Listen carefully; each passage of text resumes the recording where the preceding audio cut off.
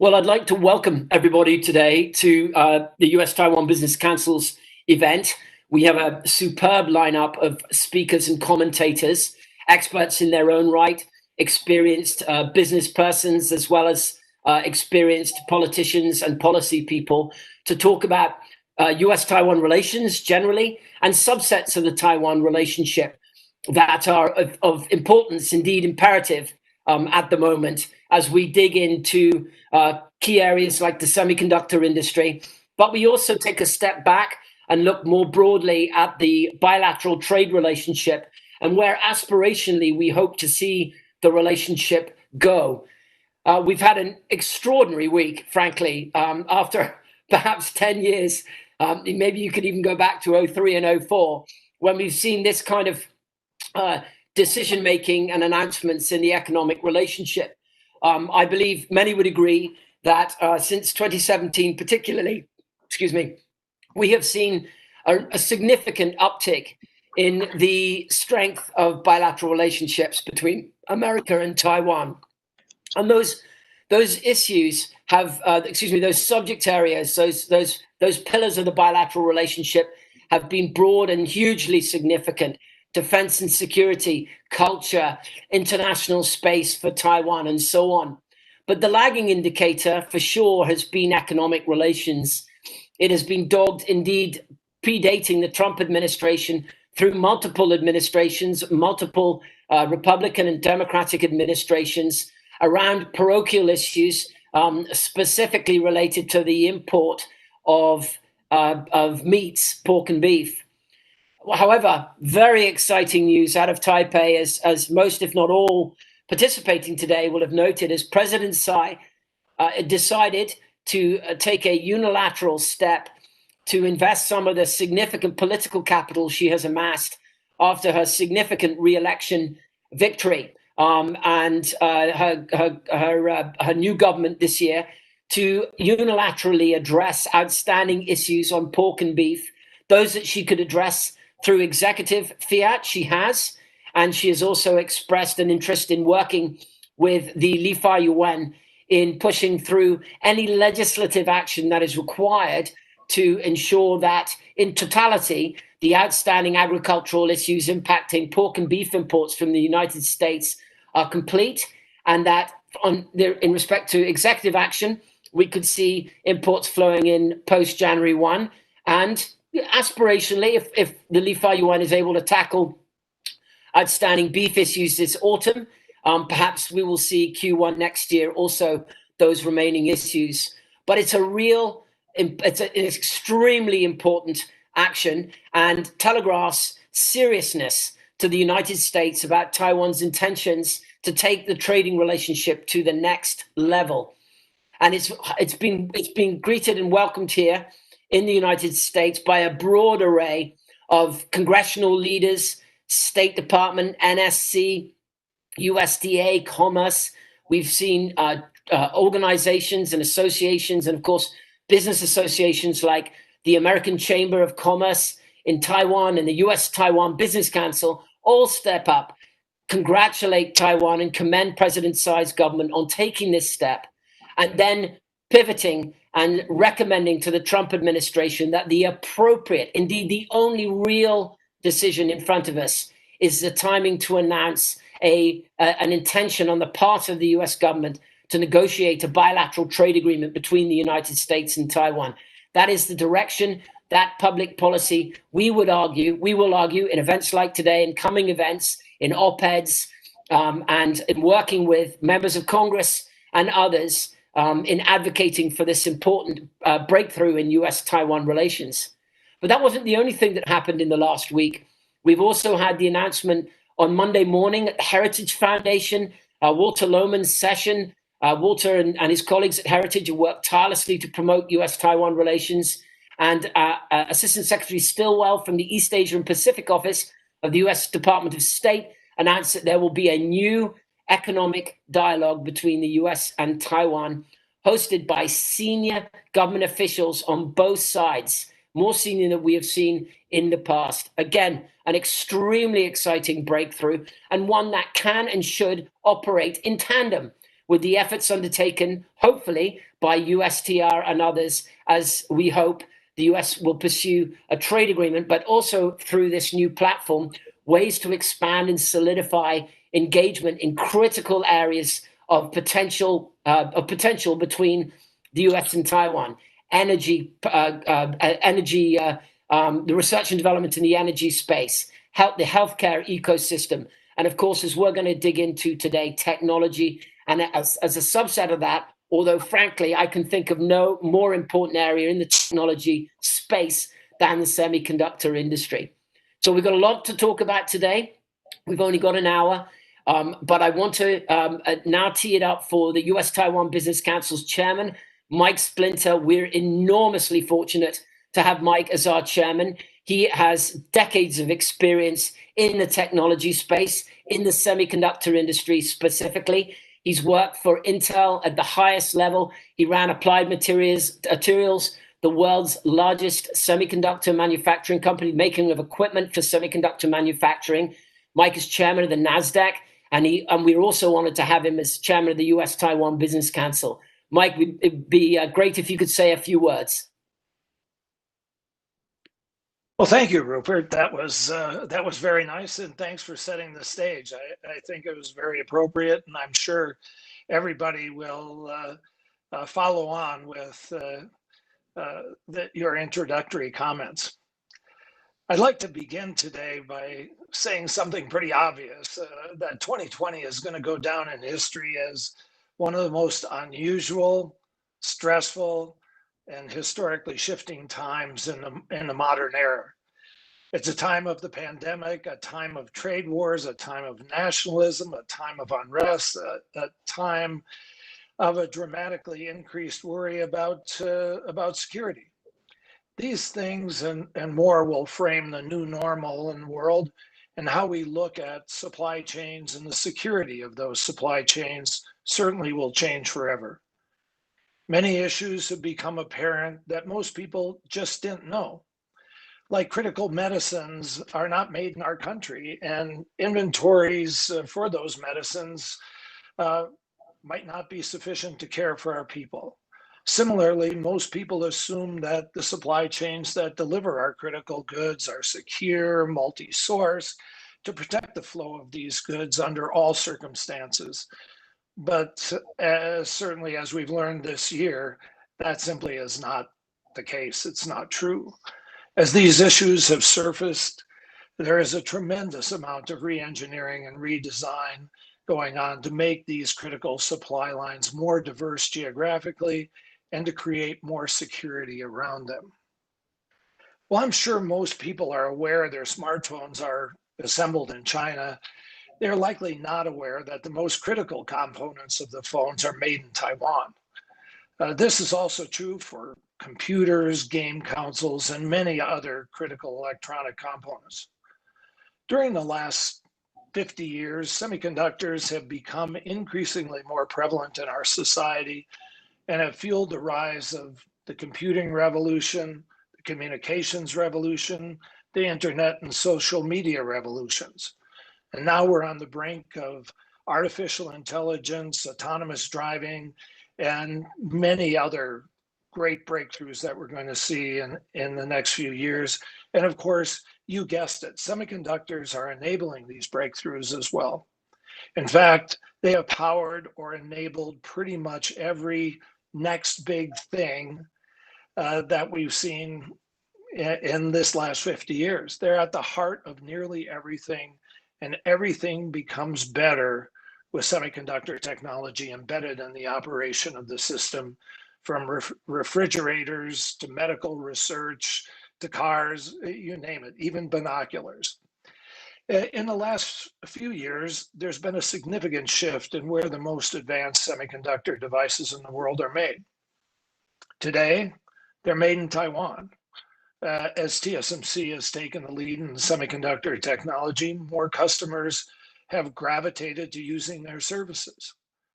This technology lead and the literally millions of products that are enabled by this capability has made Taiwan the most important country in the semiconductor supply chain, and TSMC the most important tech company in the world. Semiconductor technology is the most complicated and difficult technology to master. The industry still roughly follows Moore's law, named after Gordon Moore, the founder of Intel Corporation, a person I had the pleasure to work for, which states the number of transistors per unit area will roughly double every few years. I'm taking some liberty here, allowing more and more functions to be integrated into a single semiconductor chip.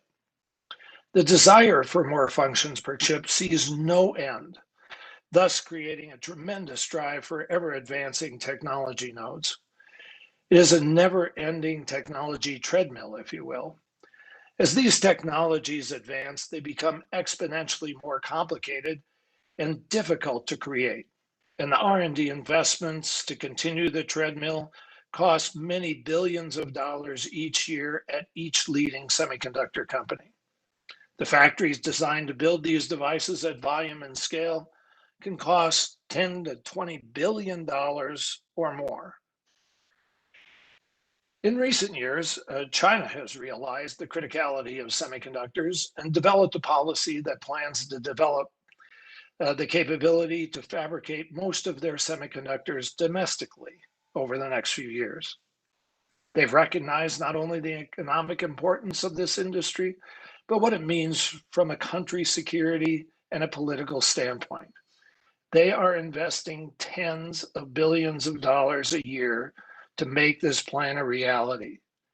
Today, they are buying about 15% of the semiconductor manufacturing equipment annually. So that kind of tells you where they are on on their roadmap. The US government rarely dabbles in industrial policy, rather focusing on cutting edge research and letting the free market, free thinking, competition, and capitalism sort out what industries will succeed in our country. However, the case of semiconductors is at a critical juncture. The most advanced semiconductors are no longer made in the US.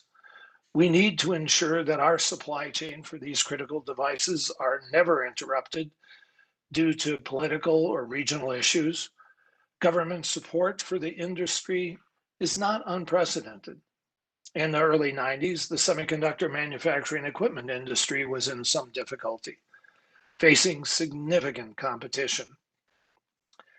Semitech was formed at that time with government investment, and it truly helped turn around a critical domestic industry that still today commands significant market share in the overall semiconductor equipment manufacturing segment. The implications of all this are clear, and action is needed. The United States needs to work with the leading edge semiconductor companies to build advanced semiconductor factories in the US to ensure supply chain security. The bipartisan supported CHIP Act would do that and much more to establish the US as a chip manufacturing leader. However, we should all realize that for years to come, the most advanced semiconductor chip technology will be manufactured out of Taiwan. For this reason and many others, we need to have a strong relationship with Taiwan, and indications are that things are moving fast in this arena. As Rupert noted, late last week, Taiwan President Tsai announced the easing of import restrictions on beef and pork from the US, and this policy shift should help pave the way to substantive talks on trade between the two countries, and hopefully, in the end, a bilateral trade agreement. Then last Monday, Assistant Secretary of State Stilwell, speaking at the Heritage Foundation, announced new senior economic dialogue with Taiwan with a focus on technology and healthcare. The US-Taiwan Business Council certainly stands ready to do what we can to enable the progress here on these key discussions. It's a critical time, and we stand ready. I'm sure we're going to hear much more about these topics in the next hour. So with that, it is my distinct pleasure to introduce Bi-Khim Cha, Taiwan's representative to the United States. We're excited to have Bi-Khim with us, and I look forward to hearing her remarks. Bi-Khim assumed her position on July 20th of this year. Prior to that, she was an advisor to the Taiwan National Security Council, and previous to that was a member of the Legislative Yuan since 2012. In her distinguished career, she was the International Affairs Director for the DPP and an advisor to President Chen Shui-bian.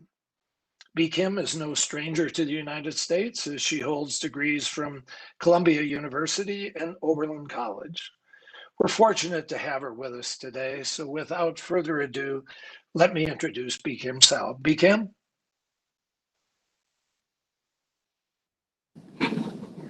Thank you, and good afternoon. I want to thank Chairman Splinter for really laying out the big picture in industry and specifically in technology and semiconductors and global trends and how the U.S. and Taiwan can further strengthen our supply chain security. And I'm certainly grateful also to Mr. Splinter's efforts in leading the U.S.-Taiwan Business Council, along with Rupert's and colleagues in the Business Council in organizing this timely discussion. I'm so honored to be able to take part in opening this discussion. And of course, I want to express gratitude as well to Ms. Sanderson, Mr. Ezil, and Mr. Cleveland for joining us and sharing their expertise and insights today. I say it's a very timely topic because there has been tremendous momentum in reorganizing supply chains around the world, in part due to geopolitical considerations, as described by Mr. Splinter, but also because of the COVID pandemic that has compelled many economies to re-examine access to secure strategic supplies. Over the last year, many Taiwanese companies abroad have relocated or expanded production in a much more diversified manner, and many of them have also moved back to Taiwan. Now, Taiwan and the United States have interconnecting and complementary interests, and at a time when both our economies are vulnerable to the global impact of the COVID pandemic, are working together to strengthen and secure supply chains is of utmost significance. In her statement dealing with outstanding trade barriers with the U.S. last Friday, President Tsai Ing-wen emphasized the need for Taiwan to be positioned indispensably in the realignment of global supply chains.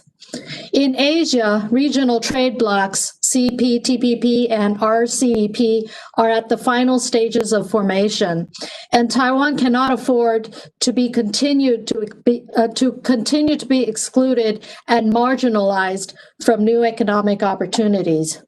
So while we continue to trade and invest with the regional partners, we must also count on U.S. global economic leadership. So we hope President Tsai's initiative demonstrating Taiwan's commitments to international standards and rules will open the door to a stronger economic bond with the United States, as well as other like-minded trading partners around the world. A bilateral trade agreement between Taiwan and the U.S. would provide the infrastructure for a fortified economic partnership, and a timely initiation of negotiations would be a sign of confidence to our business communities at a time when post-pandemic recovery is much needed. In dealing with complex trade issues, I want to reiterate my appreciation for Vice President Pence, Secretary Pompeo, Secretary Ross, and Secretary Perdue, the NSC, along with bipartisan members of Congress, and of course, representatives of the U.S. business community for recognizing President Tsai's efforts and her commitment to aligning Taiwan's trade practices with international standards. I also want to recognize the positive announcement of Assistant Secretary Stilwell in the establishment of an economic and commercial dialogue to enhance cooperation on a wide range of issues, ranging from energy, semiconductors, global infrastructure, 5G, medical supplies, and of course, many more. Ms. Sanderson today will make some remarks on the CHIPS Act, which is also an initiative of interest, especially to those semiconductor firms considering investments here in the United States. rapidly changing regulatory policies here in the United States do have significant consequences and impacts on Taiwan industry. And so more communication on interests, intentions, and policy goals, either through this economic dialogue that will begin or through other opportunities like our discussion today, will certainly help to establish a more stable industry and market environment for both of us. The global pandemic, while devastating to global health and the global economy, presents an opportunity for reflection by all nations to consider what their constellation of economic and strategic relationships look like. Therefore, I very much look forward to today's discussion, which I am sure will contribute to further enhancing the economic relationship between Taiwan and the United States. Thank you again for putting this together. B. Kim, thank you so much for your comments and your kind words. Of course, I think it bears mentioning how fortunate we are to have you now here in the States and leading what will undoubtedly be a continued growth in the bilateral relationship, and of course in this more parochial area, but I would argue now the most important area of our relationship, how to take our commercial relationship to the next step. And that's going to be an area of discussion, but also we hope action, the kind of action that we've seen on the part of both governments, both President Tsai investing political capital and taking unilateral action, and the US government, the Trump administration, also finding ways to make big decisions, launching new initiatives that we believe will have a substantial impact on our commercial relationship. We've got three excellent speakers this afternoon and then a Q&A period. I mistakenly said we have an hour. Excuse me, we have 90 minutes. So there is 30 minutes after our speakers say some things. I do encourage you all to, for those of you who are watching right now, to send in questions. They will be fed to me, and I will ask them of the panelists, and hopefully the panelists will have some thoughts on what's on your minds. And I too have some questions for everybody to keep things moving. Over the last, I've been president of the US-Taiwan Business Council now for 20 years. It's gone very quickly. And one of the members of Congress that we've worked with most closely over that period, but really the last 10 years, has been Senator Cornyn in his office. Senator Cornyn obviously is an extremely senior member of the Senate majority, a special counselor to Mitch McConnell, and holds senior positions within the caucus, as well as a leading voice on a number of different initiatives. He has also decided, I think with great wisdom, to invest some of his political capital and political muscle, if I may put it that way, in ensuring that American national interest as it relates to Taiwan has been appropriately represented on Capitol Hill. And we've seen that over the last 10 to 12 years, particularly, not just in economic and technology areas, I'm going to touch on that in a second, but also in the defense area, where particularly from 2010 to 2013, he was instrumental in leading the efforts to have Taiwan's F-16 upgrade program pushed through the Congress and both the legislative and the executive branches. And then more recently, we've seen Senator Cornyn focus in on the CHIPS Act and technology policy. I'm not suggesting that he didn't beforehand. I'm just saying for the parochial purposes of today's discussion, there has been a growing momentum from his office on the importance of the technology industrial base that has been brought to the forefront, certainly by the pandemic, not just in tech, but in healthcare and other areas as well. But also as we start to recognize that the pandemic is not the only, or a health crisis is not the only mechanism or action that may result in a supply chain disruption. There are other acts of God, if you will. There are also potential acts of China. And that we as a country here in the States need to grasp fully what those ramifications are and ensure that we are capable of producing those things that we need here in the United States and with trusted allies and partners. And I can think of no ally and partner more trusted in the region than Taiwan, who plays a significant and hugely important role in the supply chain broadly, and of course is a monster in the technology supply chain. So within Senator Cornyn's office, leading that charge, as for those of you who know, while the senator is the face of the office and certainly the person often in front of the camera, a great deal of heavy lifting, industria, is done by the staff. And Claire Sanderson has worked in the US Senate for Senator Cornyn from Texas since 2011. She served as a policy advisor on technology, telecom, space, and science since 2015. So she is an expert in her own right on these matters.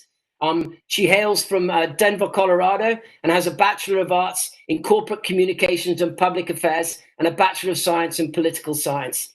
Claire, over to you. Thanks for that, Rupert. And I want to thank everyone in the US-Taiwan Business Council for inviting me to participate in the panel today, as well as my other distinguished panelists for participating. As Rupert mentioned, my name is Claire, and I am a senior policy advisor to Senator Cornyn, specializing in technology, telecom, space, and science. I don't really have to tell this audience about the importance of supply chain security. It's been covered a little bit today, but particularly for advanced semiconductors, and that's what we're here to talk about, to touch on the unique challenges and opportunities facing the United States semiconductor manufacturing industry, what Congress can do about it, and how we can work with our global partners to achieve supply chain security in this integral industry. As others have mentioned, semiconductors are everywhere. They're the underlying technology in everything from the devices that we're all using to participate in this event today, to the cell towers that keep us connected, to the advanced weapon systems that support our national security and keep us safe. But for all the ways that our dependence on products that use semiconductors has grown, so has our vulnerability, because we lack supply chain security. The COVID-19 crisis has been a wake-up call on supply chain vulnerabilities and a reminder that we need to take action today to protect our most critical supply chains from similar crises in the future. As I mentioned earlier, semiconductors play a role in most aspects of modern life. As these technologies have become more sophisticated, their demand has skyrocketed. Currently, the United States leads in chip design, followed shortly by Taiwan. But when it comes to manufacturing of these chips, the US is falling further and further behind. Since 1990, Taiwan has been an influential player in semiconductors, particularly in advanced manufacturing. Meanwhile, since 2000, the US has dropped from producing roughly a quarter of the world's semiconductors to only 12% today. That's precisely the type of trend that the PRC was hoping to achieve through their Made in China 2025 initiative, which seeks to achieve dominance in high-tech manufacturing. For everything from electric cars to advanced robotics to artificial intelligence, the PRC wants to lead global production. These ambitions paint an alarming picture. Attorney General Bill Barr noted in a recent speech that it is clear the People's Republic of China seeks not merely to join the ranks of other advanced industrial economies, but to replace them altogether. Quite frankly, allowing that to happen would spell out disaster for the US and our allies. We need to work with our global partners like Taiwan to provide end-to-end security in our semiconductor supply chain by rebuilding advanced semiconductor manufacturing abilities in the United States. But of course, that's much easier said than done. Building a new foundry is very expensive, and it simply will not happen without investment from the federal government. These advanced foundries can cost between $10 billion and $16 billion to build. And once operational, they can become non-competitive in as little as 5 years with the current speed of innovation. Remaining at the cutting edge is difficult and expensive.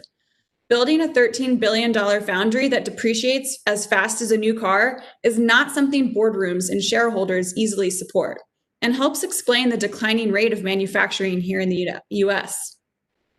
Meanwhile, other countries have stepped up their investment, incentivizing semiconductor manufacturing. Due in part to these incentives and labor cost differences, there is a cost delta of about $4 to $6 billion in constructing and operating an advanced semiconductor plant in the US versus elsewhere in the world.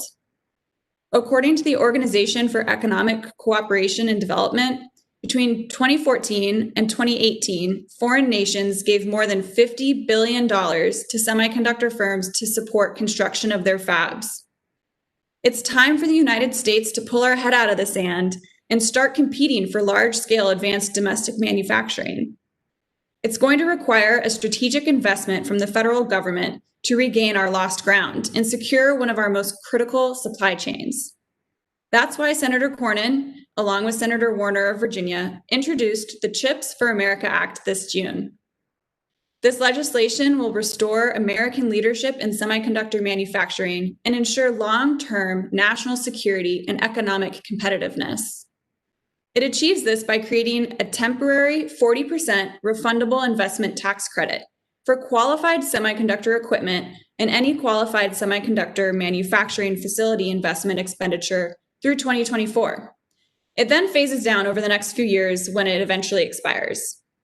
The CHIPS for America Act also forms a $10 billion matching fund at the Department of Commerce to leverage state incentives for attracting semiconductor fabs, reasserting America's competitiveness as a chip manufacturing powerhouse.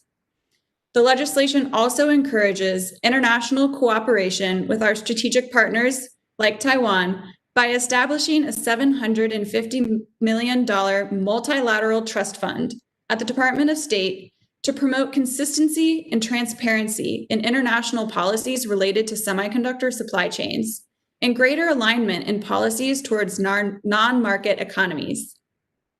Finally, the legislation works to keep our competitive edge in advanced research and development by designating $15 billion towards the R&D of advanced semiconductors through multiple agencies, including DARPA, DoD, NSF, Department of Energy, and NIST, as well as creating new national strategic goals and initiatives around semiconductors and manufacturing of semiconductors. In July, Senator Cornyn and Senator Warner worked hand in hand with Senator Cotton and Senator Schumer in drafting an amendment to the National Defense Authorization Act of 2020 based off the CHIPS for America Act, but without the tax provisions. This amendment, Cornyn 2244, was adopted by the Senate with a major bipartisan support by a vote of 96-4. A similar amendment was included in the House NDAA, and we expect that it will remain intact in the final conference version of the bill that will later be sent to President Trump for his signature. Then Congress must fully fund this important initiative. Once law, the CHIPS for America Act will enable us to bring manufacturing of these critical devices back to American soil and strengthen the supply chains for our military systems, critical infrastructure, telecommunications, healthcare, agriculture, and education. Passing this legislation and funding the new programs created under it is a critical first step towards supply chain security for semiconductors. In order to achieve this, we must work with our global partners and strategic allies. Taiwan and the United States have a strong defense and trade relationship, and I believe we can leverage this to create a resilient and secure supply chain for semiconductors. Thanks again for having me today, and I look forward to answering any questions. Claire, many thanks. I'm going to hold your questions until we have an opportunity for Stephen and Peter to chat. Just very quickly, we're going to say good day to Ambassador Xiao. We understand that she has a busy schedule this afternoon. B. Kim, thank you so much for joining us today. You're always welcome at our events. We'll certainly look to get you to as many as we possibly can, given your schedule. But many thanks, and we will certainly see you soon.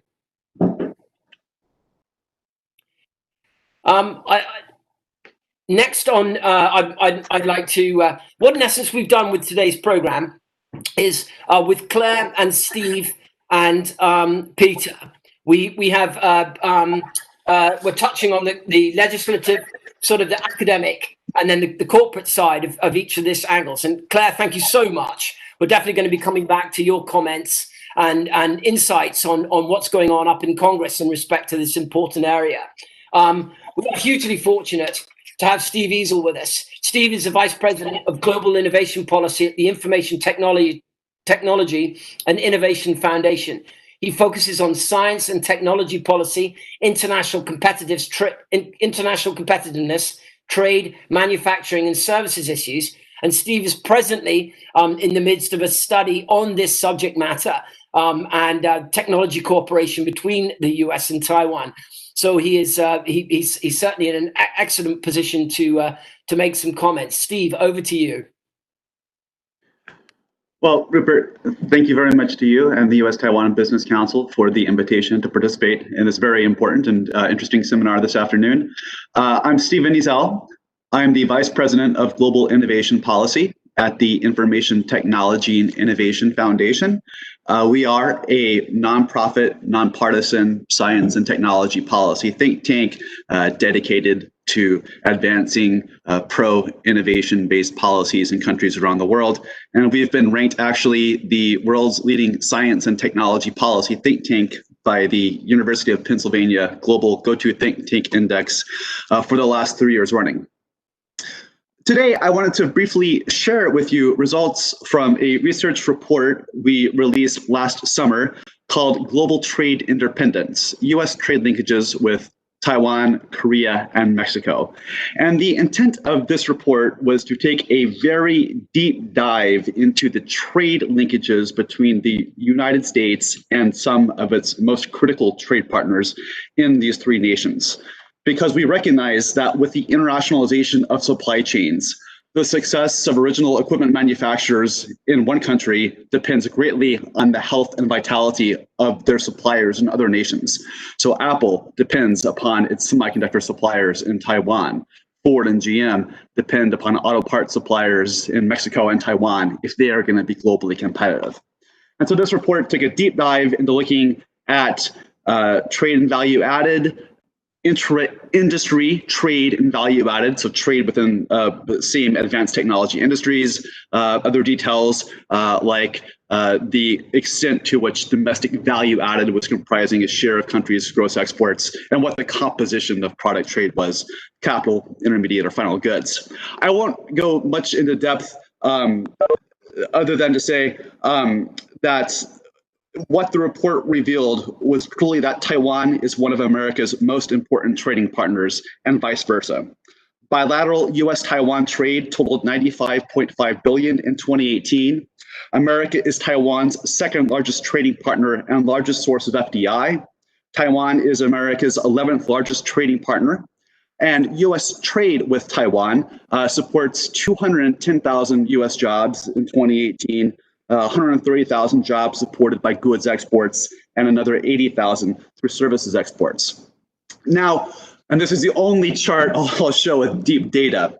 While some have fretted that the US runs a very modest trade deficit with Taiwan, about 15 to $17 billion a year in terms of value added, what I want to point out on this chart, where we did a deep dive into intra-industry trade in advanced technology sectors, including chemicals, pharmaceuticals, information and communications technologies, computers, electronics, machinery, automobiles, et cetera, is that on an intra-industry basis, the United States actually runs trade surpluses with Taiwan across a number of these advanced technology sectors. And the report finds that it is computers and electronics, ICTs, that exhibit the most tightly linked intra-industry trade relationship between the US and Taiwan. And what comes out of the research is that Taiwanese ICT manufacturers actually depend as well upon US ICT goods inputs, such that we actually enjoy a $660 million trade surplus with Taiwan in intra-industry goods trade. A lot of that coming from semiconductor manufacturing equipment. Taiwan, in fact, consumes fully 30% of US exports of semiconductor goods. And the report shows that the US has a deeper intra-industry trade linkage with Taiwan than virtually any other East Asian trade partner. In fact, if you look at the percentage of Taiwanese exports that feed into US global supply chains, they're actually greater than those coming from Indonesia, the Philippines, and Thailand combined.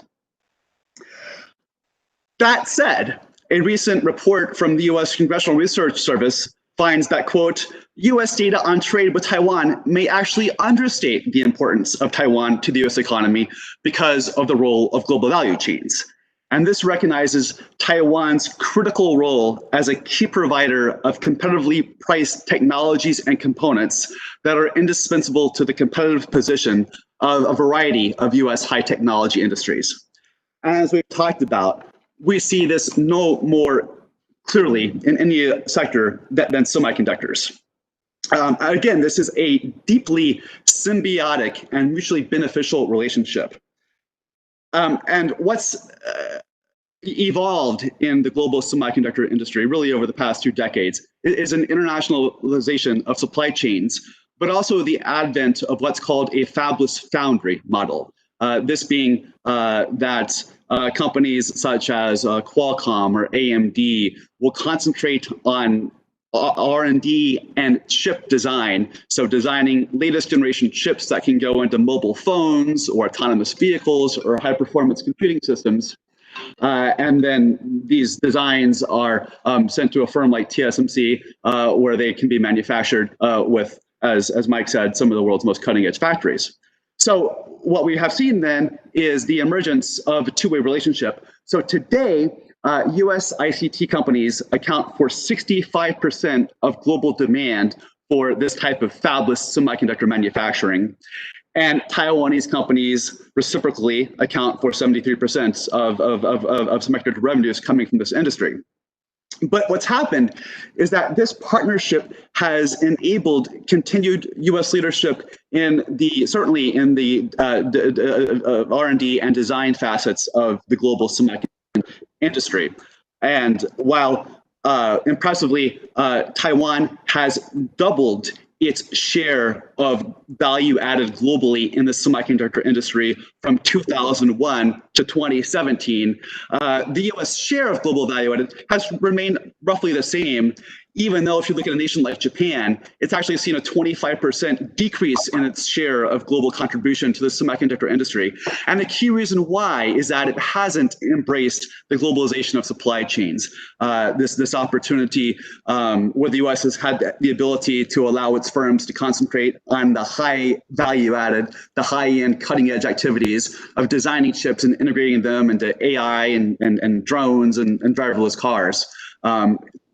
The ability for us to do that has kept us a global leader as well. Now, that said, obviously, of course, we support everything in the CHIPS Act to encourage and stimulate more manufacturing of chips in the United States.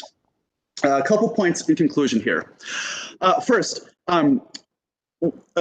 Taiwan has actually become the world's second most dependent country in the world on global value chains when you look at a nation's global value chain participation rate as a share of its total exports. So Taiwan's economic health depends upon its effective capacity to integrate into the global economy. Unfortunately, when we look at nations' ability to capture income from global value chains, we see that while China's share of the ability to capture income from GVCs has increased by 400% from 1995 to 2011, Taiwan actually suffered a 40% decrease over that time frame, and the US about a 25% one. And a lot of this, we would argue, at ITIF is from kind of innovation mercantilist practices on China's part, not competing fairly in the global economy.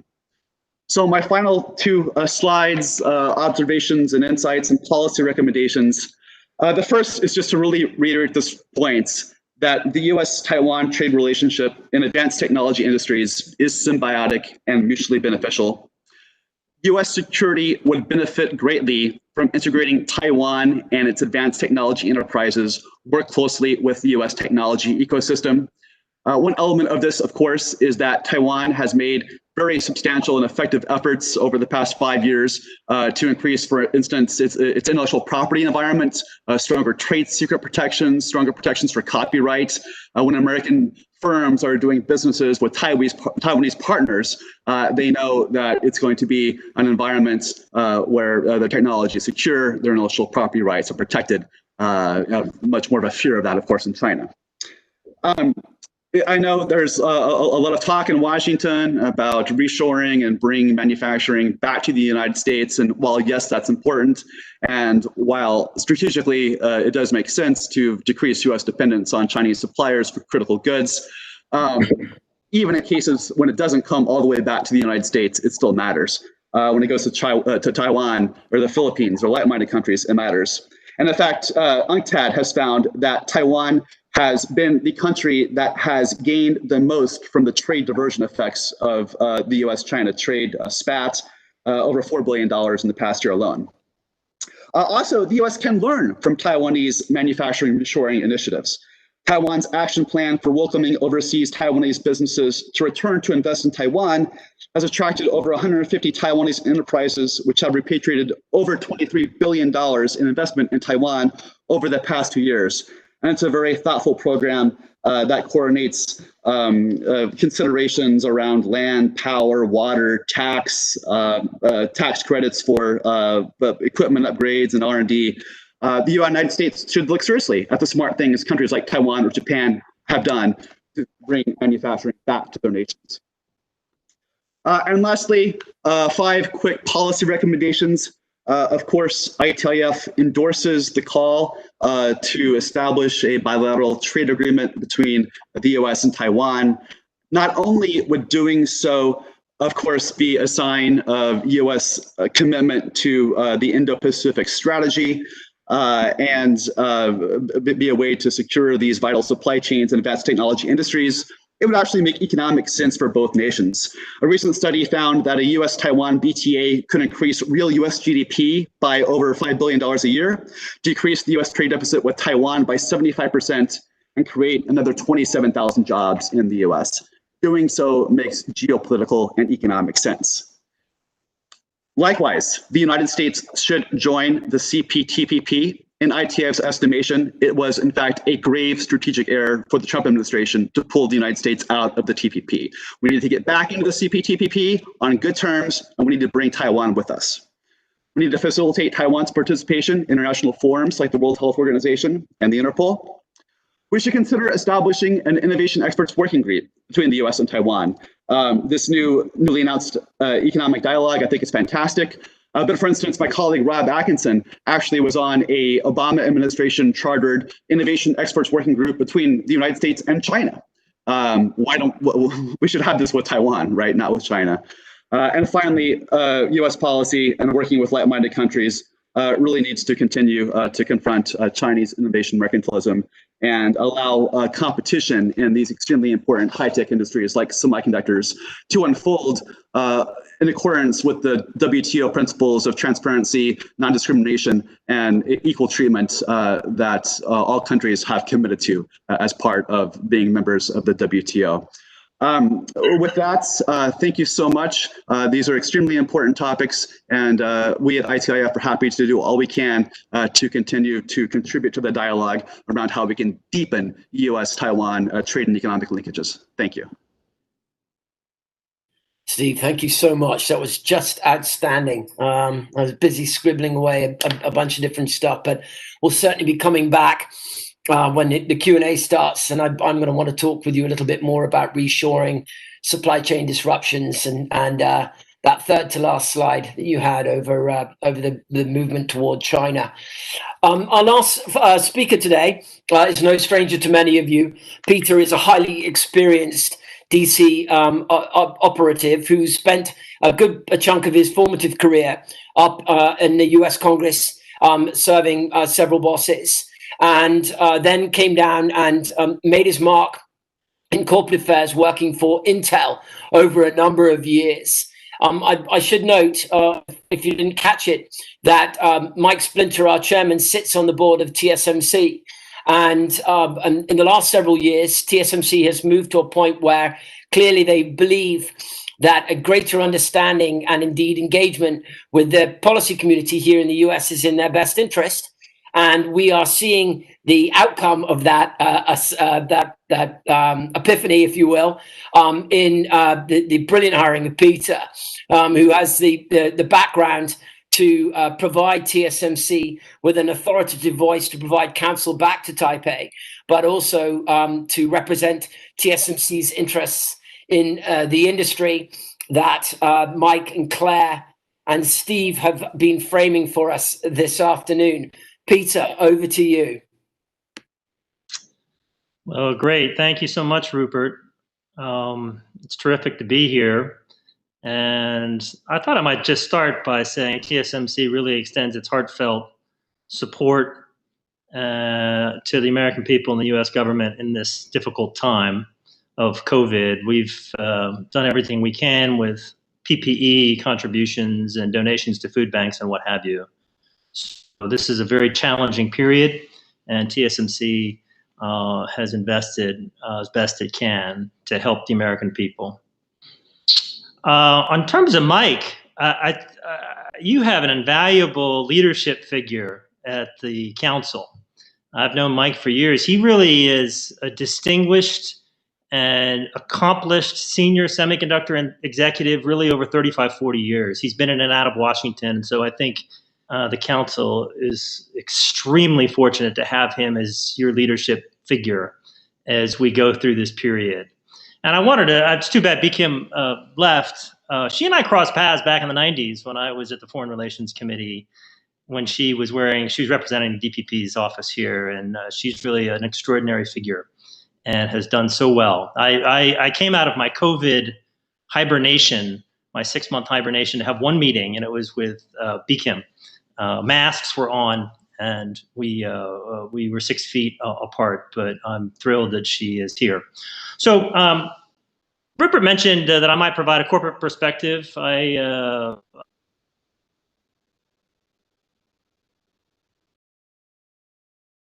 company, it's a foundry, and there's been some questions. Look at slides: fabless, IDM, OSAT, lots of complicated acronyms. The foundries, like TSMC, actually make the silicon, the chips. It's the hardest part. It's the most expensive part, particularly on that leading edge. And we work on an iterative basis with incredible fabless players like Qualcomm and NVIDIA. But we make it, and that silicon's critical in everything. I think Mike got to this point of where semiconductors are. They're inside ventilators and hospitals. They're in your laptop. They're in your smartphone. They're in a desktop. They're in data centers. It's the compute power that runs everything. And TSMC has been making that for clients, not designing it, but working with clients for 35 years, very, very successfully. It's expensive on the leading edge, and without making this too complicated, that's in the neighborhood of 5 nanometer, 4 nanometer, 3 nanometer, 2 nanometer silicon, which is where TSMC is focused. Now, recently, on my birthday, on May 15th, TSMC announced a $12 billion investment in a 5 nanometer fab in Phoenix, Arizona. It's an exciting investment opportunity and intent to build a huge facility there so that we can diversify our supply chain. The supply chain for TSMC is thousands of small and medium enterprises around the world that supply us, but by coming on shore with a leading edge fab in Phoenix, we can work even more closely with our key US clients where we have most of our sales. Again, from a corporate perspective, 65% of our clients are the NVIDIAs of the world and the Broadcoms of the world and others. And so it's terrific for us to be here in such a big way. That will also, besides diversifying our supply chain, will help with high-end US jobs, US sales, local economic development, and be quite positive for the US economy domestically. So we made that announcement, and we certainly had an eye on the kind of work that Claire might be doing next in terms of incentive packages that she was talking about bring the most advanced semiconductor manufacturing here to the US. And so her boss, John Cornyn, really represents leadership in action, as far as I'm concerned. On a bicameral, bipartisan basis, they have dozens of co-sponsors of their bill. Mark Warner has helped him in the Senate, and then Mike McCall has been terrific with Doris Matsui in the House side on the CHIPS Act. They introduced the bill quickly. John Cornyn was asking questions in the right forums. He was appearing to solicit support out in the trade association community and with companies like TSMC. So the work that Claire has done, the spade work, has been first class. That assistance, whether it's in a tax form or a federal grant form that Claire was talking about, will be crucial to incentivize companies beyond TSMC. We might be the first mover, but what you really want is other companies to take hold in the same way and invest. Statistically, as I think Claire knows, in 2019, there were 25, 26, 27 new wafer fab investments around the world, and there was just one in the United States. Statistically, 30 years ago, 1/3, 35, 36% of the manufacturing element of semiconductors was in the US. 2000, that had dropped down to 20%. Now it's 12%. In 2030, it's probably going to go into single, unless Senator Cornyn and other lawmakers are successful in proceeding with their legislation. So they're off to a terrific start. And that's very positive from a corporate perspective, because again, the capital intensity that's involved in building these gigafabs is enormous. And I think Mike would appreciate this because he ran Applied Materials. He would know the billions and billions of dollars that are required, particularly as the geometry on the silicon gets smaller and smaller, so that speed, performance, functionality, thermal energy efficiency, all those things consumers want, gets better and better. So TSMC is there to help American consumers and its customers around the world, but it needs a helping hand, as do other companies from the USG on this front. So I think the developments this year, this summer in particular, have been terrific, because the semiconductor industry and that it's fundamental to all of technology. It's the hardest product on planet Earth to manufacture. And I think the lawmakers know that, and certainly Secretary Ross and Secretary Pompeo know it. They announced our fab with us, and they have people from Ian, Steph at Commerce, the Assistant Secretary, to Keith Kroc, Undersecretary at the State Department, and then, as I think B. Kim was mentioning, David Stilwell mentioning this on Monday afternoon about how important semiconductors are to the future of U.S. technology advanced manufacturing. So a lot of good work at both ends of Pennsylvania Avenue. There's plenty more work to be done, and people like Claire are going to be busy this fall doing it. But I can't think of a better investment in time of policymakers and lawmakers and staff than to ensure the innovative capacity in this country in the semiconductor space. It will lead to all sorts of good economic results and technology results, but it won't be easy. And but it's a good industry to invest in, and TSMC has taken the first step. There are plenty of other manufacturers. Texas Instruments, Global Foundries is outstanding, NXP, on semiconductor. Others should be able to take advantage of the same type of assistance. The critical principle is that it's equitable in terms of the distribution of funding, however it comes out from the USG. And so TSMC will continue to do its part in manufacturing the best silicon at its fabs. We can't wait to do it in Phoenix, starting in, if all goes according to plan, starting in Q1 2024. And so we're off to a good start, and we appreciate the administration and senators and House members and crucial staff members. Since I was a staff member once upon a time, I really appreciate Claire and all the hard work that they've done. So we stand ready to further assist And Rupert, why don't I throw it back to you? And if folks have some questions, I'd be happy to respond. Peter, many thanks. Yes, I've got questions on both sides of my laptop right now. So why don't we get into them? I'd like to start first and foremost with Claire and my boss, Mike, for a second, if Mike would be willing to pipe in on this subject.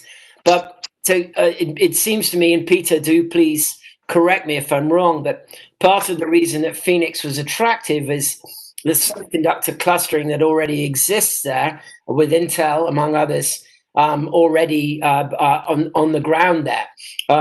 Clustering plus Arizona State University and the ability to hire qualified people to work in these facilities. Claire, I wonder if you would elaborate a little bit on any of the educational side that may be on the CHIPS Act that may be focused on growing the American industrial base of workers who are able to work in this area. And Mike, some of you may know, has a foundation to encourage smart young Americans to go into engineering and to pursue careers in this area. And I wonder, Mike, in the same context, if you have any thoughts or experiences or any issues you'd like to share in respect to the challenge and opportunity of persuading young Americans to move into this this area of opportunity. Thank you.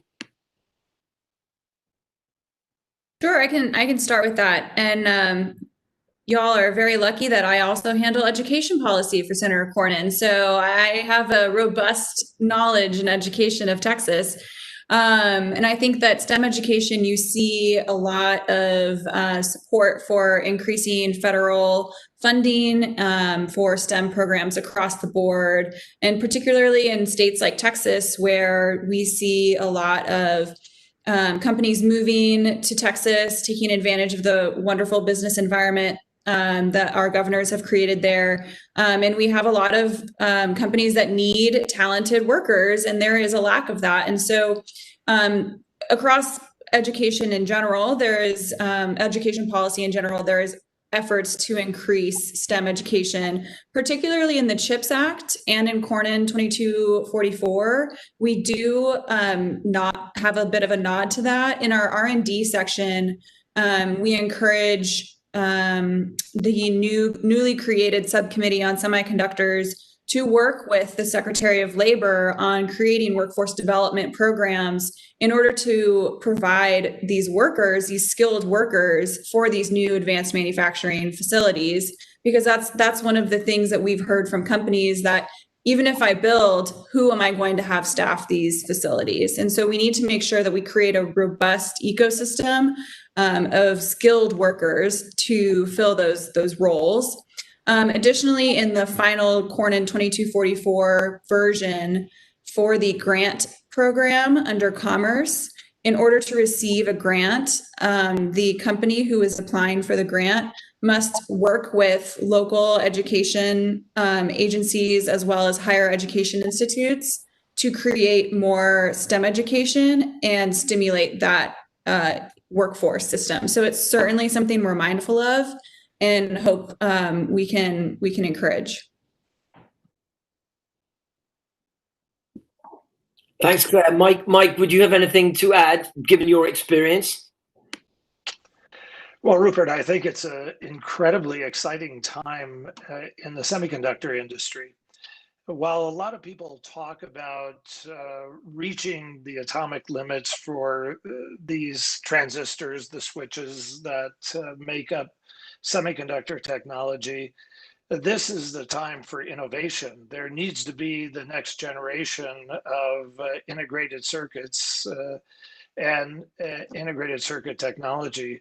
Most of this, as Claire alluded to, is all science, technology, engineering, and math, but in particular, the physical sciences here are incredibly important to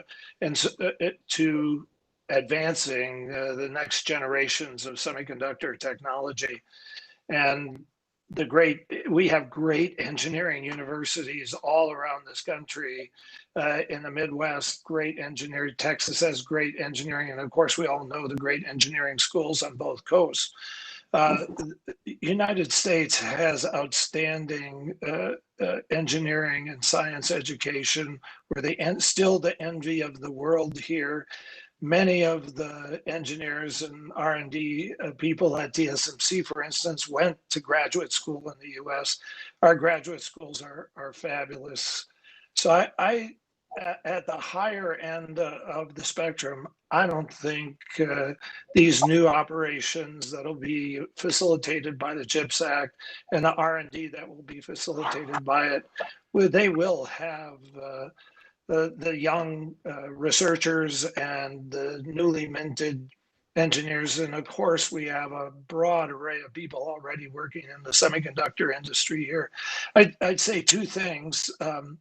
The Semiconductor Industry Association, the SEMI, which is Industry Association for Equipment Manufacturers, and then the Semiconductor Research Corporation all work together to sponsor research and education in the semiconductor industry. They've been doing it for years. This gives them an opportunity to enhance what they're doing if there's more investment being made here in the United States. Thank you. Rupert, if I could just add one comment to that. Please, yes, of course, anybody. Of course, the United States has benefited greatly from its ability to attract high-skilled international talent. Over the past 2 decades, a study by Vivek Wadhwa found that 52.4% of Silicon Valley startups have at least one foreign-born immigrant founder. So that's fantastic. At the same time, however, last year, 81% of full-time graduate students in electrical engineering and 79% in computer sciences at US universities were international students. If we are not attending to the development of our own domestic skilled talent pipeline, ultimately, that's going to set us back substantially in the race to be the place where these most advanced technologies can emerge in the future. Well, Stephen, I'd add to that those statistics are true. Investing in this industry gives us a better opportunity to keep a number of those international students in the US, working in the US and contributing to our economy. And because that's not a thing that's going to shift overnight either, no matter how hard we work on STEM education. We can make advances, but it won't shift overnight. Yeah, okay, we need both. And of course, we need to ease the pathway with which they can get a green card and become American citizens after they graduate. Yeah, I might make 2 points, Rupert. In terms of your comment about Phoenix and clustering, there are 65, 70 semiconductors there, semiconductor companies there. So in terms of an ecosystem clustering and an effective of industry companies, you can economize if you are gathering with others who are all quite friendly with each other, certainly with TSMC. So you've identified that point. And what Mike's talking about is exactly right in terms of educational resources around the country, particularly in Phoenix. A couple of us, when we were thinking about Phoenix in late summer, early fall of 2019, we had dinner with Kyle Squires, Dr. Kyle Squires, who's the dean of the engineering school at ASU. And I think you mentioned ASU, Rupert. They're the largest engineering school in the country and would be a terrific resource. I think they have over 20,000 kids, BS, MA, PhD.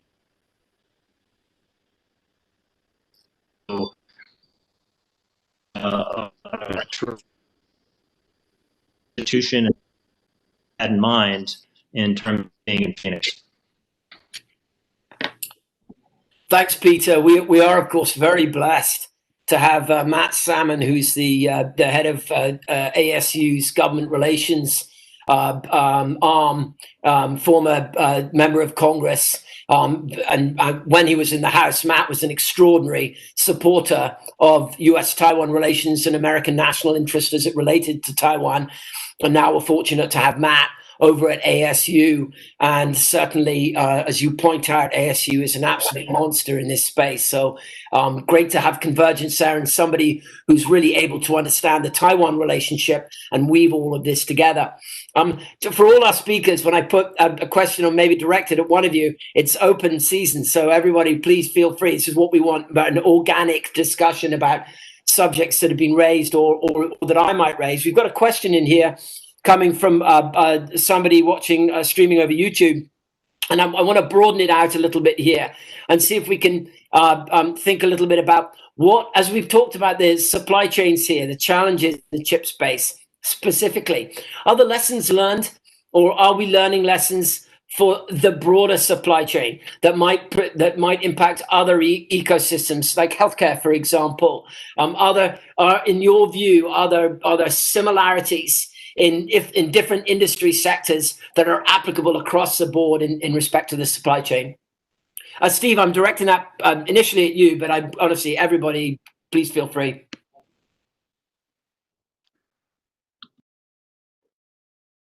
Well, I think, broadly what the pandemic, as well as the U.S.-China trade conflict has revealed is more of a corporate interest, perhaps, in thinking more about resiliency in supply chains. For so many years, efficiency was the touchstone for many companies, right? Just-in-time supply chain, just-in-time manufacturing practices, perhaps one supplier. Willie Shih, great professor at Harvard Business School, has an article in the latest issue of the Harvard Business Review, just came out last week, talking about how companies need to reimagine their supply chain strategies for the new world. I talk about a China plus one strategy, having at least one other country that you can understand you have sources of key supplies from.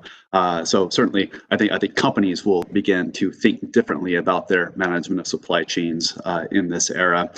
As well, the pandemic has brought into stark contrast the geopolitical context of the world today. And I think that ever more augurs for the deepening of trade relationships between the US and Western and other like-minded nations with countries who genuinely adhere to the values of the WTO, predicated, as I said, on fair treatment, abiding by the rules. And that is respect for intellectual property rights. And I think that's also been a cause for the greater movement of manufacturing activity out of China into near country, East Asian countries, but also to a great deal to Latin America. Lastly, on that point, A.T. Kearney just came out with a great study looking at the internationalization of supply chains and found a quite substantial movement of some manufacturing activity out of China to Mexico and to near East Asian countries. Thank you, Steve. I also actually want to jump back, Steve, and just hit something that you noted just a few minutes ago. I couldn't agree with you more. Every graduate, non-American graduate from a program in the United States, particularly in technical areas, when they get their graduation degree, they should get a stamped cleared application for permanent residency as a path to citizenship in the United States. It's an absolute home run. It really, really is. We should be doing everything we possibly can to attract the best and brightest minds to stay in the United States and or come and work here, start businesses, build intellectual property and wealth, and hire Americans to work with them and for them. We've got questions from two students. I'm going to push them together because they're basically the same, from Loyola and MIT, who are presently watching over YouTube. What the thrust of what they're asking, and Mike, everybody, I please weigh in, but I'll start with my boss, Mike, and we can go from there. The thrust of the question is about private equity, venture capital, investment. What is this? How much more is required, or how much more innovation and investment is required to take this sector in US-Taiwan relations, the semiconductor space? Or I think we already agree that this is a strategic area now. The potential for it is enormous. Is there still a role for innovative capital to come in here and increase the value of legacy companies and also play a role in growing new companies? Is there that kind of dynamism? Does there need to be that kind of dynamism? I'd be interested in any and everybody's comments. Well, let me just start off by saying yes, emphatically yes. And I might divide it into a little bit of segmented picture.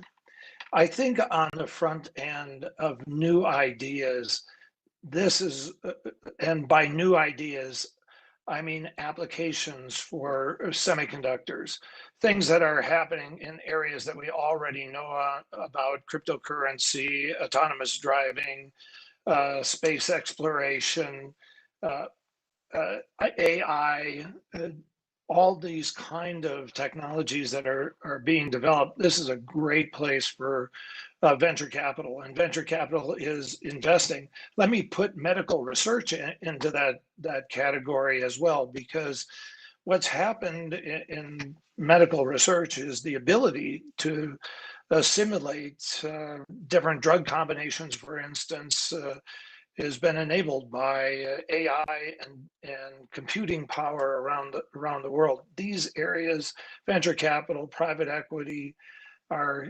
incredibly important. The bigger, more established companies, Intel, Samsung, TSMC, these kind of companies, they're not going to need, they're not going to need venture capital. In fact, they may have venture capital arms of their companies to invest in this kind of innovation.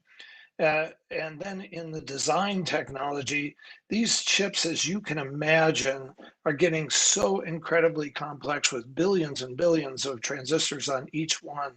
The technology that aids designers to develop these new products, I think, is another area where new breakthroughs can happen and can be supported by venture capital or by private equity.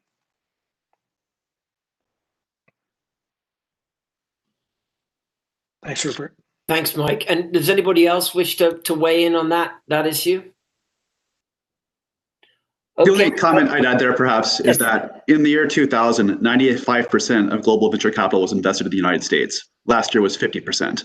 So the point is, 20 years ago, if you were one of the best entrepreneurs in the world, you had to come to Silicon Valley or the States, to launch your company.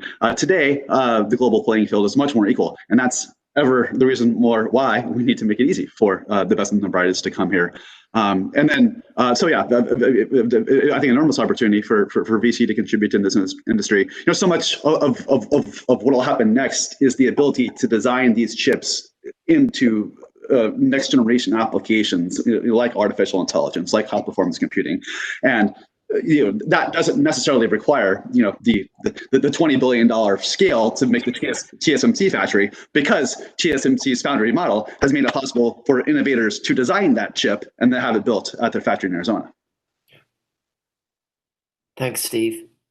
I'd like to, I'm going to pivot Claire and Peter, but again, Mike and Steve, please feel free to weigh in if you've got something to add here. We've watched, I think, over the last decade, maybe a little bit more, we've watched a pivot in how American policymakers think about Taiwan. If we're coming out of the last century, millennium, if you will, the legacy nature of US-Taiwan relations was one really, it goes back to the end of the Second World War. It was a relationship that had energy, really just as a function of the fact that it was a long-standing relationship between friends. But I think if we really tried to drill in, it was harder to really fully wrap ourselves around the strategic imperative of US-Taiwan relations and why it was something that both sides should really invest in. But what we've seen, and increasingly more so in the past decade to 2 decades, is a broadening and deepening of the reasons why the US-Taiwan relationship is so important to American national interest in the Indo-Pacific, and conversely for Taiwan, why the US relationship has become so important for Taiwan. It always was important, but I would argue, if you look at Tsai Ing-wen's re-election, you'll see just how important both China's behavior has become to how Taiwan sees its own fortunes in the future, and as a consequence, how Taiwan sees the nature of its relationship with the United States as a way to maintain some space between it and a predatory China. Claire and Peter, when you're engaging colleagues, or Claire, if you're discussing these matters with your boss and others within your office, are you seeing Congress take this critical area. The CHIPS Act to me seems a really good opportunity to argue, and not argue, pardon me, but to help explain and inform those who are open to it why Taiwan, a partnership with Taiwan, is so important, and then as a consequence, potentially fold that argument into the broader relationship that is existing here, expand that relationship, and of course, by extension, then argue, this is me, not you guys don't have to comment on this necessarily, but I would then argue, as it broadens further, we're able to make a stronger case for arguing for trade agreements like a bilateral trade agreement. But I hope you understand the thrust of my question. How receptive are colleagues and relationships to including this relationship, understanding it in a deeper, more substantial way, and including it in the way in which they think about Taiwan? So I'll start and take a stab. I'm no foreign policy expert, so forgive me for my potential sidestepping of some of your question there. But I would say, in terms of the way that we discuss the CHIPS Act on the Hill, and Rupert, as you mentioned in your opening remarks, Senator Cornyn, who I work for, has been a longtime supporter, particularly in the last decade, of ensuring the U.S. and Taiwanese relationship is strong. And I think that we see, with the further aggression of the PRC and the Made in China 2025 initiative, that other members on the Hill are waking up to the importance of that continued strong relationship with Taiwan, and particularly in semiconductors that undermine so much of the U.S. economy, and how we need to make sure that we defend that relationship. And we've seen a lot of members kind of waking up to that reality over the last 10 years. I don't have a whole lot more to say on that as a tech staffer. Right. I'll speak briefly on this, Rupert, but I'd be interested in what Mike has to say. Actually, he sits on the TSMC board and has been a major CEO and can appreciate the Taiwanese situation. I mean, my experience at TSMC is they execute on the business. They execute relentlessly with their customers, and they don't have blinders on about what's going on around them, but serving the customer is job number one. And so taking a step in Phoenix is consistent with their interest in diversifying geographically their manufacturing around the world to meet the customer, to help the customer, to serve the customer. What you're asking about is complex. And Mike views the world at a different, more senior level. He might have a perspective, since he's run some companies, and could contribute a different type of answer. Well, Peter, I'm not sure about that. Obviously, companies and countries have different stakeholders. As you just noted, companies have to serve their customers and their owners, and they have to, of course, participate in the communities that they work and live in. But the primary goal is to serve the owners of the company, and in order to do that, you need to serve the customers. In the case of TSMC or other companies, global companies, they have customers all over the world, and in the current environment, I think it becomes a more difficult task for company CEOs.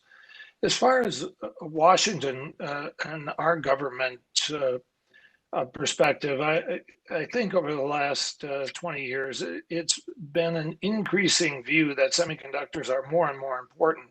Certainly, the Defense Department has always viewed them as important, and has taken steps to protect their own supply line of critical parts. But even they've had to compromise over the last 20 years, as fewer of these components are made in the U.S.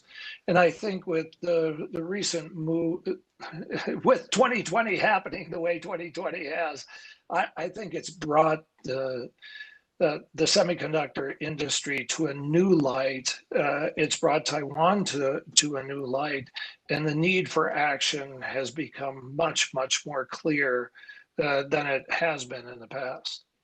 And that's why we're also seeing the kind of activity that we're seeing, both with the CHIPS Act and with our relationship with Taiwan. Yeah. Thank you, Mike. Yes, I think the challenge I would push out there for those who are watching this and who may have varying degrees of understanding about the nature of the relationship is I believe what we're talking about today is just how significant an area this is to national interest for both countries, and that they obviously have a synergistic relationship that is, if nurtured and paid attention to, will grow in importance over time. And Taiwan, in the American orbit of national interest, is an essential partner in this space. But a word of caution, I would also ask people to think of, I'm not asking our panelists to comment on this at this juncture, this is really for people watching right now, to consider possibly what a Taiwan in China's orbit may look like in respect to the semiconductor industry, and what sort of swing we would see from a Taiwan that is pro-United States, friendly with us, backing our intellectual property and trade secrets laws and working with us on the protection of those of intellectual property and so on, to one that is opposed to many US actions and hostile often to US national interest. It's something that's worth considering and thinking about. And to those of you who may even be driven to write about it, I would certainly encourage you to do that. Claire, you're on the spot here. I've got another question for you from your friend and former colleague, Dave Hankey. Dave, basically what Dave is asking in his question for you is he's asking about, irrespective of who is in charge, House, Senate, White House, do you feel, as you push forward with the CHIPS Act, that this kind of industrial policy and support has bipartisan legs? Can you see? Do you have a vision that can see that whatever may happen in our general election in the autumn, that there's real legs here with both parties and from a bipartisan standpoint in the long term to support this kind of attention to U.S. interest? Yeah, I think there certainly is. Thank you, Dave, for that question. I think that what you see that has happened over the past 6 months on the Hill, with senior members from both parties coming together to work on this legislation in the House, Representative Matsui and Representative McCall are two well-established, well-respected, more senior members of the House of Representatives working on this issue together. And they've gotten a great group of bipartisan members on the House to support it. You see support from, Democrats and Republicans on the Appropriations Committee on the House side supporting it. You have leadership, minority and majority in the House supporting it.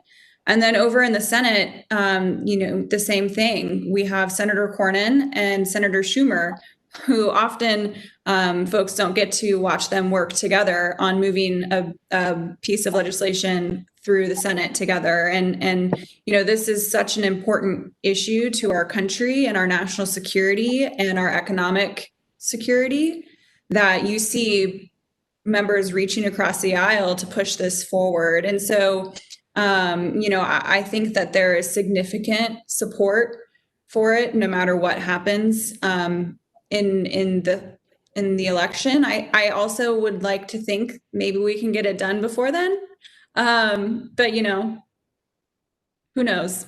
But yeah, I think irregardless of what happens, this has the legs, and this effort to get it done will continue. Claire, that's very encouraging. Thank you very, very, very much for that. And I think it's also useful. I know there are a good number of students that tune into our YouTube feeds when we do events like this. And I I also think it's worth pointing out that it's not necessarily healthy to view the two sides of the aisle only through the prism of Twitter.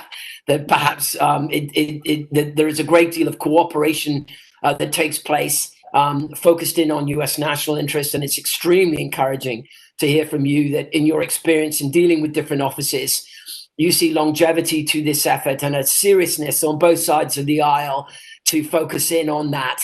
And that's, like I said, but irrespective of what happens this autumn, that we could see some sustained support, because of course, sustained support for efforts like this provides confidence for companies to build around it if they feel it's short-term or potentially vulnerable to significant shifts in leadership.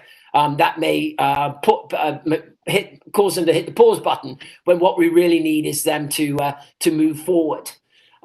We have reached 1/2 the hour, and I want to be disciplined in how we conduct our events and respectful of our speakers. I'm so grateful to you all. Mike, thank you. You got pulled in a little bit. I'm not sure that I pitched directly at you that you'd be playing a bit of a speaker role too in respect to Q&A, but your comments are so valuable, and your experience in these matters is so useful. From a US-Taiwan Business Council standpoint, for those watching, we're going to obviously continue to do events. The chip industry, as many of you know, is a hugely important part of our membership at USDBC, the events that we do, the delegations that we lead to Taiwan. And we're obviously going to stay very much focused and involved in supporting this industry and ensuring that there is a strong platform for a narrative on why it is essential the United States and Taiwan cooperate with each other. Peter, Mike, Claire, Steve, the four of you, thank you so much for your time today. Do please come back, and I look forward to having you on another USTBC event soon. And thank you all to those who are watching today. Take care. We'll see you soon. Thank you, Rupert.